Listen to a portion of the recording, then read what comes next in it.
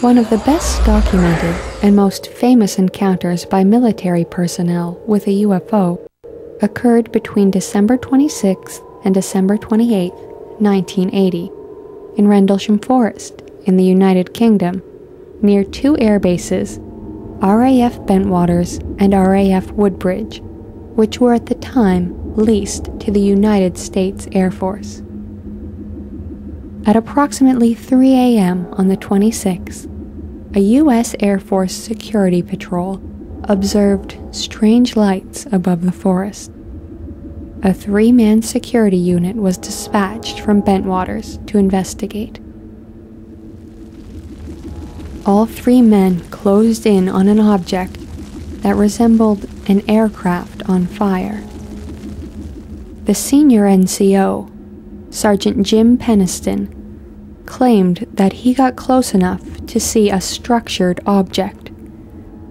There was then a silent explosion of light, and the object disappeared in a blur towards the coast. The following evening, strange lights were again seen in the forest. The deputy base commander, Lieutenant Colonel Charles Halt, took a squad out to investigate. What he saw that night continues to defy explanation. It appeared to be like an eye. That's the best way I can describe it. Had a dark center and appeared to be dripping something molten, as though it were something pouring from like steel from a crucible. The object came even closer. It moved through the trees, going horizontal, up and down a little bit as it went. We were really in awe at this time.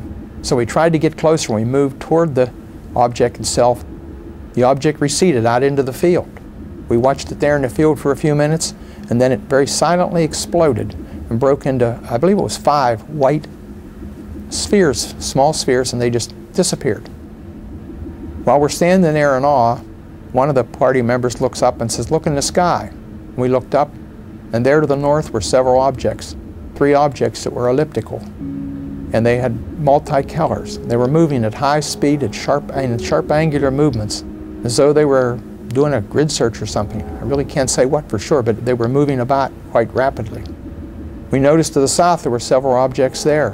One particular one approached us at very, very high speed, probably 3,000 to 4,000 feet high, maybe a little more. Stopped almost directly overhead and sent a beam down to our feet. The interesting thing about the beam was the beam didn't radiate out. It was a steady beam, about 10, 12 inches in diameter. Not like a flashlight beam that spreads out as it goes. So it obviously wasn't a normal light beam, something more like a laser. We stood there in awe, quite concerned. Well, was it signaling us, warning us, trying to injure us? We really weren't sure what it was trying to do, but we were really concerned at that point. And just as suddenly as it appeared, it disappeared. Rendlesham is Britain's best-known UFO incident. Arguably, it's one of the world's most important UFO cases.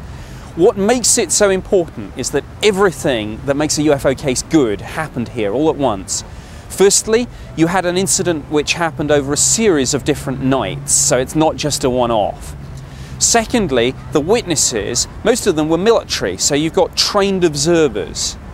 Thirdly, you've got trace evidence, and this is absolutely critical. The UFO landed.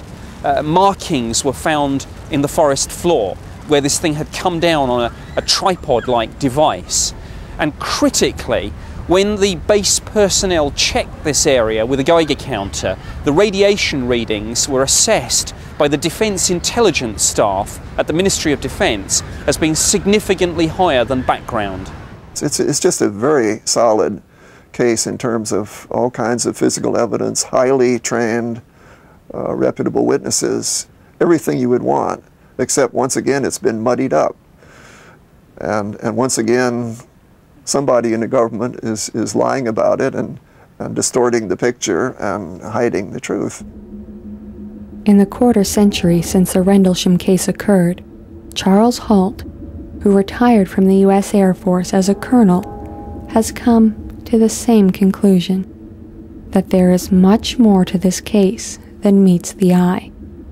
Several years later, I started running into people that were involved that I didn't realize were on the edge or had picked up bits and pieces from here.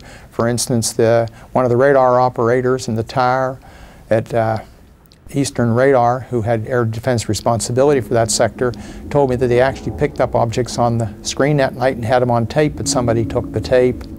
Then a couple of the young troops came forward and said, you know, after the incident, the 3 people that were involved that went out and approached the craft were taken into a room and pumped full of drugs and given hypnotized and debriefed, so to speak. And then I found out a mysterious C-141 landed soon thereafter with an unusual crew and all sorts of things. The aftermath is quite interesting. It was very obvious there was a great deal more interest than was ever publicly or openly admitted to anybody, including the senior officers on the base. To this day, no one knows for sure what happened in Rendlesham Forest between December 26th and December 28th, 1980. But one thing seems certain. Whatever these Air Force personnel saw on those nights was something more mysterious and perhaps otherworldly than the government would like us, and even them, to believe.